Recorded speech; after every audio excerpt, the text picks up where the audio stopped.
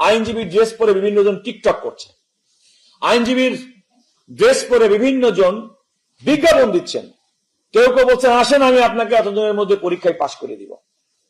এসব বার কাউন্সিলের কোন আইনজীবী তার অবস্থান থেকে তার পেশাগত অসদাচরণ করতে পারেন না, এবং আইনজীবী শুধুমাত্র কোন বিজ্ঞাপন দিয়েও করতে পারেন না।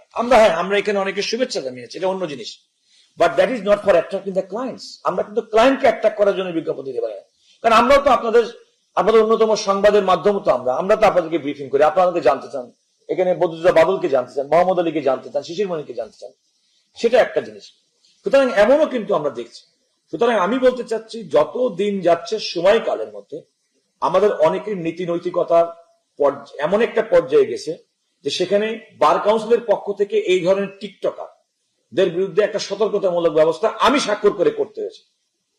এখন তার মধ্যে এমন অনেকে আছেন যারা খুব সুপরিচিত ব্যক্তি, এখন তারা যদি এই মেসেজটুকু না মনে করেন, যাদেরকে দেখে পরবর্তী আগামী দিনের আইনজীবীরা আসবে, প্রজন্ম শিখবে, তাহলে তো খুব দুঃখজনক।